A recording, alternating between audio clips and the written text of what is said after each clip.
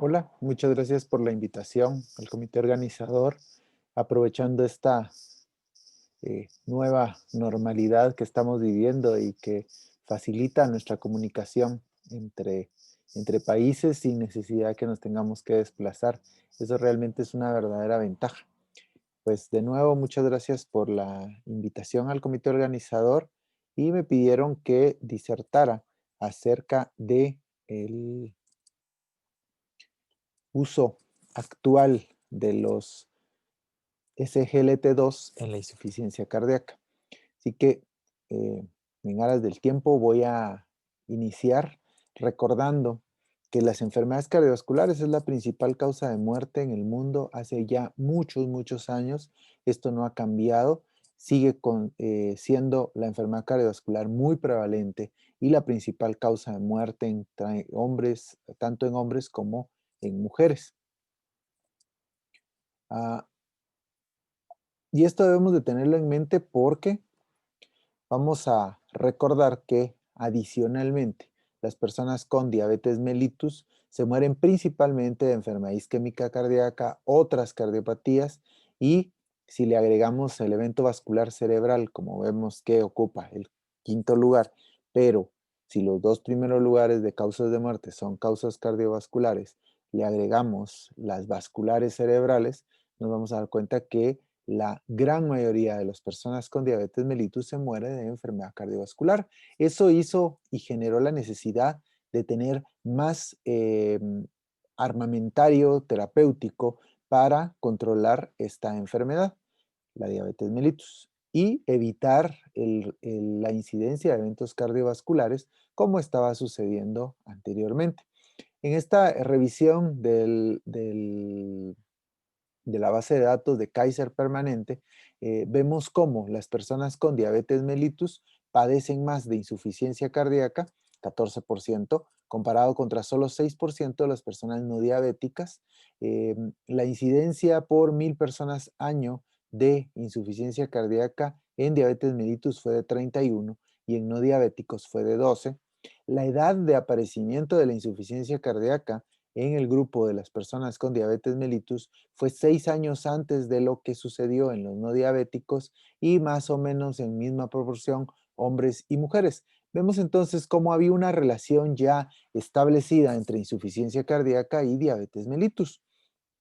De allí que, como les decía, necesitábamos tener una estrategia para evitar la mortalidad cardiovascular en el grupo de los pacientes con diabetes mellitus. Y ahí es donde llegamos a las primeras intervenciones que intentamos hacer, como este estudio, que fue el que les estoy mostrando ahora, que es el estudio ACCORD, en donde recordemos que el estudio ACCORD fue comparar la estrategia de terapia farmacológica estándar para diabetes mellitus comparada contra terapia intensiva y vemos cómo arriba a la izquierda tenemos que la terapia estándar logró un valor promedio de hemoglobina glicosilada en solo 7.5%, mientras que la terapia intensiva logró un control de la diabetes mellitus en 6.4% de hemoglobina glicosilada. Sin embargo, los eventos cardiovasculares o los eventos de mortalidad por cualquier causa fueron ligeramente mayor en el grupo de terapia intensiva comparado contra la terapia estándar. Y entonces pensamos que estábamos en un callejón sin salida en la mortalidad cardiovascular y diabetes mellitus hasta que aparece en el 2017 el primer estudio de los SGLT2, una nueva clase terapéutica que ayudaba al control de la diabetes mellitus y vemos cómo el estudio Canvas, que fue el primero que se publicó en agosto de 2017, nos demostró que con canaglifosina, comparado contra placebo, había una seguridad cardiovascular para no inferioridad y una seguridad cardiovascular en el análisis de superioridad comparado con placebo, pero el placebo no era placebo, era terapia estándar en diabetes mellitus comparado contra terapia estándar más canaglifosina. Vemos entonces cómo estábamos ante el inicio de la andanada de información que vamos a ver en las siguientes diapositivas, en donde el estudio Canvas, el autor concluye que el estudio demostró que los pacientes con diabetes mellitus tipo 2 que fueron tratados con canaglifosina tenían un riesgo significativamente menor de muerte cardiovascular, de infarto del miocardio no fatal y de accidente cerebrovascular no fatal que aquellos que recibieron placebo como terapia add-on en la diabetes mellitus. Luego, en noviembre del 2015, vimos los resultados del estudio en PARREG. El estudio en PARREG nos demostró que de igual manera había una superioridad en la reducción de pacientes con eventos cardiovasculares utilizando empaglifosina comparado contra placebo.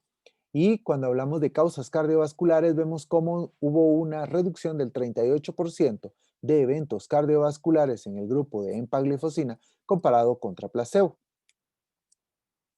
Adicionalmente, hablando específicamente de insuficiencia cardíaca o de hospitalización por insuficiencia cardíaca, vemos que la utilización de empaglifosina redujo en 35% la incidencia de la misma, todo alcanzando significancia estadística. También vimos los resultados del estudio DECLARE, el estudio DECLARE TIMI 58, este fue con dapaglifosina, el otro SGLT2, evaluando específicamente mortalidad cardiovascular u hospitalización para insuficiencia cardíaca y de nuevo este medicamento diferente a empaglifosina o que no era empaglifosina y tampoco era canaglifosina, nos demuestra que hay una reducción en la incidencia de muerte cardiovascular u hospitalización por falla cardíaca utilizando esta estrategia terapéutica de forma estadísticamente significativa. Esta información que acabamos de ver nos hizo ver que o hizo ver a los expertos que era momento de modificar las guías.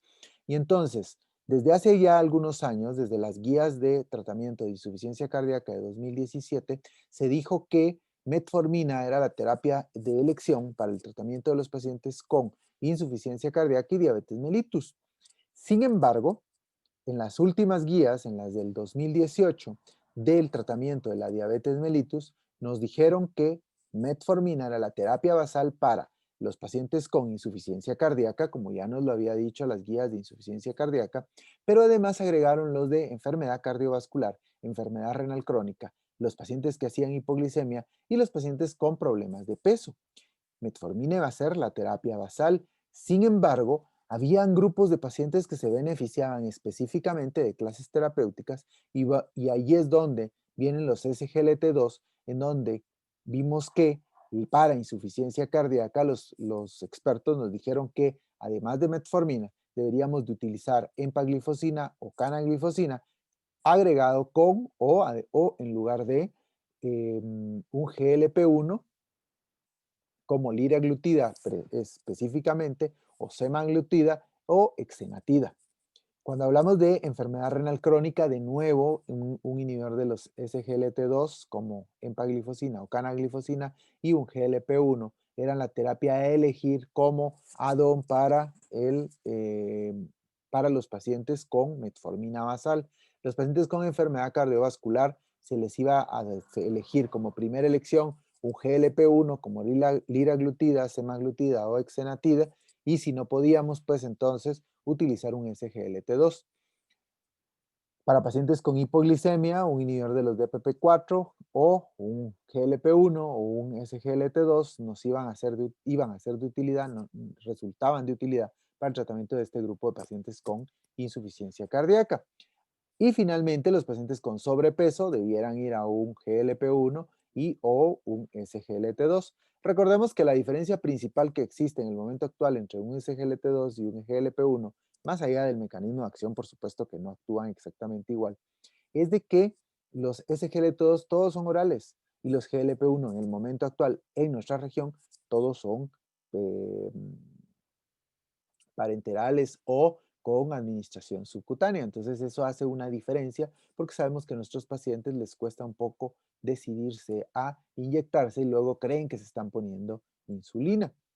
Ah, en el estudio de EMPA-REG nos demostró que la hospitalización por falla cardíaca también se redujo y entonces esto ha traído como consecuencia que tengamos nuevas informaciones acerca de por qué los SGLT2 funcionan también en insuficiencia cardíaca. Se pensó que era por el efecto diurético que iban a tener y que eso los hacía mejorar, pero recordemos que los diuréticos, fuera de los diuréticos que tienen un mecanismo neurohormonal como los inhibidores de la espironolactona, pues no tienen un efecto sobre mortalidad. En esta revisión vemos cómo se evalúa el efecto de los SGLT2 en el mejoramiento de la función ventricular sistólica de los pacientes con diabetes mellitus y deterioro de la fracción de expulsión del ventrículo izquierdo. Vemos cómo en el inicio ambos son muy similares en el control, en el porcentaje de fracción de expulsión, y vemos cómo los pacientes con eh, fracción de expulsión de entre el 40 y el 50%, mejoran con la utilización de un SGLT2 y no digamos los de menos de 40% mejoran aún más. Cuando la fracción de expulsión fue de más del 50%, pues el impacto del tratamiento no fue de forma estadísticamente significativa. Y lo que sucedió acá es de que desde del valor basal hacia el seguimiento hasta 12 meses, vemos cómo hay una mejoría en la fracción de expulsión del ventrículo izquierdo y vemos cómo hay una reducción en el volumen sistólico final del ventrículo izquierdo. Esto es importante porque la reducción del volumen sistólico final significa que el paciente tiene una mejor contractilidad. Luego vemos esta otra revisión en donde vemos los efectos de de la dapaglifosina en la congestión evaluada por monitoreo remoto de presión de la arteria pulmonar y vemos cómo antes del tratamiento el valor de la presión de la vena, presión media pulmonar, es mayor que cuando utilizamos un SGLT2. Entonces, vamos a decir que este estudio concluye que la utilización de un SGLT2 reduce la presión media de la arteria pulmonar y eso nos daba un poco de luz acerca de los beneficios que van a tener esta nueva clase terapéutica en la insuficiencia cardíaca. De allí viene el estudio DAPA-HF que acaba de ser publicado hace un año más o menos, año y piquito, en donde vemos que dapaglifosina utilizado en pacientes con insuficiencia cardíaca y fracción de expulsión reducida, y aquí podían ser diabéticos o no ser diabéticos. Este era un estudio de insuficiencia cardíaca que podía incluir diabéticos. ¿Eso qué significa? Que un grupo de los pacientes de DAPA-HF no eran diabéticos. Y vemos cómo el estudio de dapaglifosina en insuficiencia cardíaca con la indicación de diabetes mellitus o no. De hecho, solo el 42% de los pacientes diabéticos tenían, perdón, de los 42% de los pacientes incluidos en el estudio tenían diabetes mellitus. Vemos que más o menos 38% de ellos tenían fibrilación auricular y el 47% en promedio tenían una hospitalización por insuficiencia cardíaca.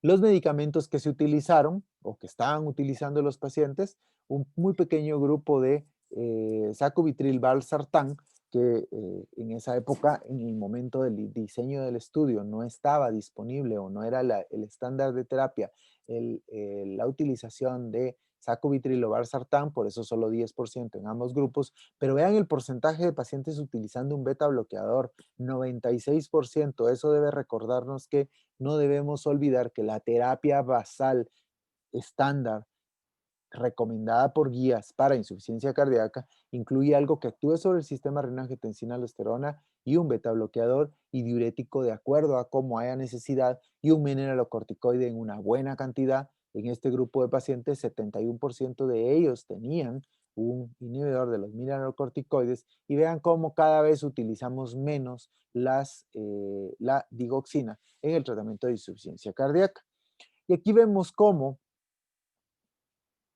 durante el estudio, el punto final primario del estudio DAPA-HF fue significativamente menor en el grupo tomando dapaglifosina comparado contra el grupo que estaba utilizando placebo.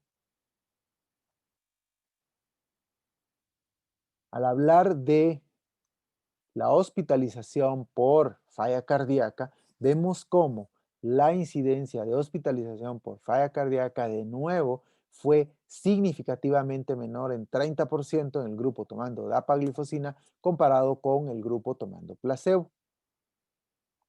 La mortalidad de causas cardiovasculares se redujo en 18% en el grupo dapaglifosina comparado contra el grupo placebo, y esto también alcanzó la significancia estadística con el intervalo de confianza de forma estadísticamente significativa.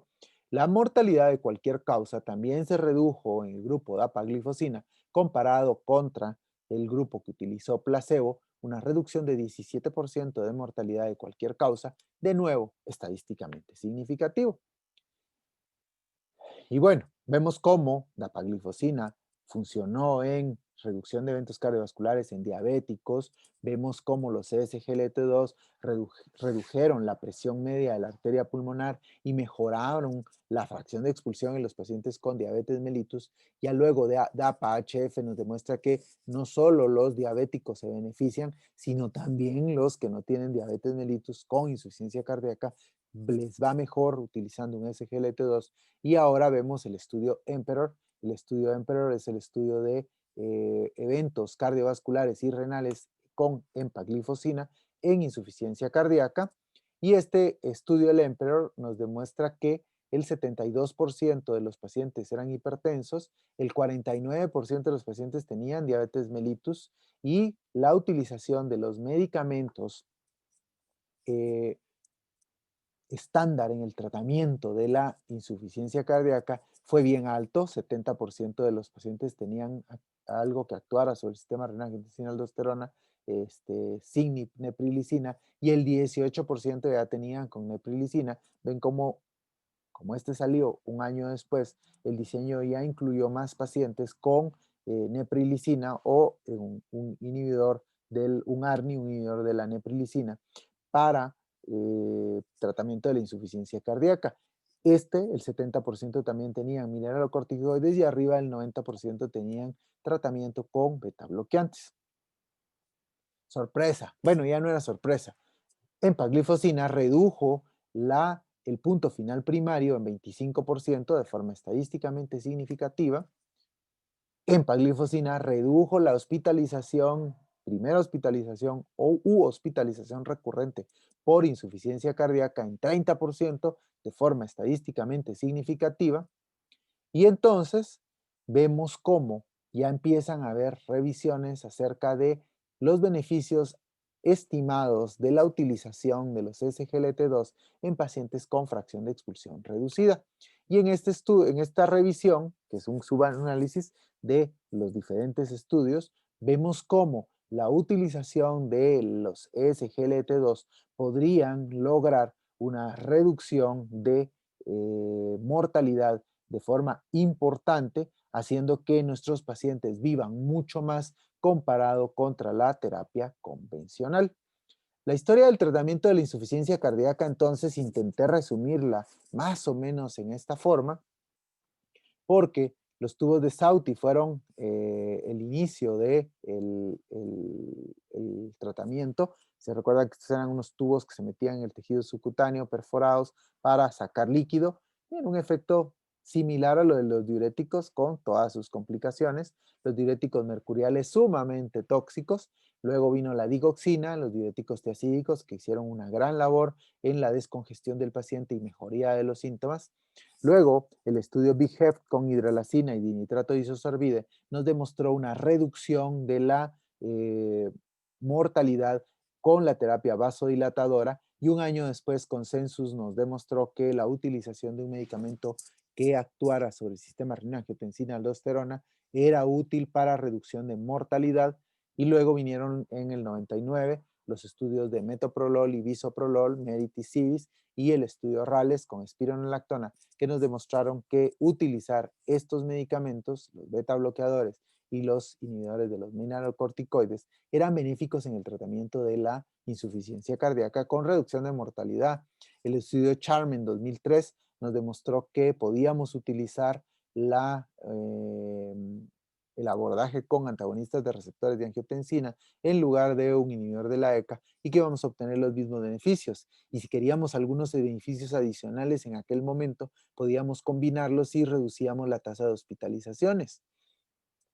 En el 2014, Paradigm nos demostró que sacubitril o valsartán era apropiado, reduciendo la mortalidad aún mayor de lo que se lograba con la terapia estándar. O agregándolo a la terapia estándar se lograba una reducción mayor de la mortalidad en los pacientes con insuficiencia cardíaca. Hemos estado viviendo desde el 2014 y el aparecimiento de los estudios con SGLT2 en insuficiencia cardíaca, hemos estado viviendo una serie de situaciones en donde decíamos, bueno, ¿qué hacemos? Vamos a utilizarlos, las guías no cambian, nos dijeron metformina para insuficiencia cardíaca, pero realmente se van a beneficiar más cuando vemos los resultados de los SGLT2. Y este año, perdón, a principios de este año, finales del 2020, los expertos de tratamiento de insuficiencia cardíaca, un grupo liderado por James Januzzi, nos demostró o nos realizó un consenso para cómo utilizar los medicamentos nuevos en la terapia de la insuficiencia cardíaca. Y el artículo se resume en este flujo, en donde nos dice que los pacientes con insuficiencia cardíaca con fracción de expulsión reducida en estadio C deben utilizar un ARNI, un inhibidor ECA o un bloqueador de receptores de angiotensina, pero se debe preferir utilizar un ARNI en un grupo específico de pacientes y los diuréticos de acuerdo a como sea necesario. La charla de hoy está enfocada en los SGLT2 y ustedes estarán pensando, bueno, ¿ya dijeron algo de los SGLT2? Sí, ya dijeron algo acerca de los SGLT2. Dice que para los pacientes que quienes querramos tener alguna meta en la filtrado glomerular, en los pacientes que tienen insuficiencia cardíaca entre estadio 2 y 4, debiéramos utilizar un SGLT2 como parte del tratamiento estándar, por un lado, y para los pacientes de raza negra que tienen persistencia de los síntomas a pesar de la terapia con basal normal o basal estándar, ya se les agregó un SGLT2, ahí debiéramos agregar hidralazina con dinitrato de isosorbid. La utilización específica de los SGLT2 nos dice que debiéramos elegir dapaglifosina o empaglifosina para ciertas dosis, ahorita lo vamos a ver, con indicaciones específicas y asegurarnos de que la tasa de filtrado glomerular sea mayor de 30 mililitros por metro cuadrado perdón, 30 mililitros por minuto por 1.73 metros cuadrados para dapaglifosina y 20 para empaglifosina antes de que iniciemos esa terapia. Lo que les decía es, vamos a empezar por el lado derecho de la diapositiva, las dosis. Si vamos a utilizar dapaglifosina, tenemos que usar 10 miligramos diariamente y si vamos a usar empaglifosina, son 10 miligramos diariamente. Cuando hablamos de las indicaciones que tienen los SGLT2, nos vamos a centrar en la parte final de la tabla, en donde vemos que los pacientes que tienen insuficiencia cardíaca con fracción de expulsión de menos de 40% con o sin diabetes, se benefician de la utilización de un SGLT2 que estén en clase funcional 2 a 4 y que se administre en conjunción con la terapia guiada, o perdón, la terapia recomendada por guías. Como ustedes ven, nos dice dos cosas que nos obliga a utilizar SGLT2 en todos los pacientes con insuficiencia cardíaca. Nos dice, tiene que tener menos de 40% de fracción de expulsión con o sin diabetes, todos, ¿verdad? Tiene que tener una clase funcional 2 a 4, todos. Y agregado a, si ya decidimos utilizar un ARNI, ese ya lleva un bloqueador de receptores de angiotensina y un beta bloqueador. Además de la terapia con mineralocorticoides, recordemos que 70% de los pacientes en los estudios DAPA, HF y EMPEROR tenían un inhibidor de los mineralocorticoides y el diurético adicional como sea necesario. Entonces, finalmente, podemos concluir en esta sesión que los pacientes, podemos concluir en esta sesión que empezamos a entender que los SGLT2 son medicamentos cardiovasculares. Ya los expertos nos lo dijeron, vean esa revisión, y nos dicen, utilicen SGLT2 en todos, inhibidor de los SGLT2 en todos. Los beneficios cardiovasculares de los SGLT2 son evidentes en pacientes diabéticos y no diabéticos con insuficiencia cardíaca. Los beneficios de este grupo terapéutico son adicionales a lo que ya obtenemos con un beta bloqueador, con un ARNI, con algo que actúe sobre el sistema renal, angiotensina, aldosterona, que actúe con los mineralocorticoides y adicionalmente con diurético de acuerdo a como sea necesario. Y la utilización de esta clase terapéutica ya está recomendada por expertos en el tratamiento del paciente con insuficiencia cardíaca. Debemos recordar que nuestro trabajo como médicos es tener a los pacientes con insuficiencia cardíaca o con enfermedad cardiovascular en esta curva superior y no en esta curva teniendo una mortalidad temprana y teniendo eventos cardiovasculares que los ponga en una situación en donde se limite la calidad de vida. Así que esto es lo que les traía yo para hoy. De nuevo, les agradezco la invitación y quedo a su disposición para ampliar cualquiera de los tópicos que traté en esta conferencia. Gracias.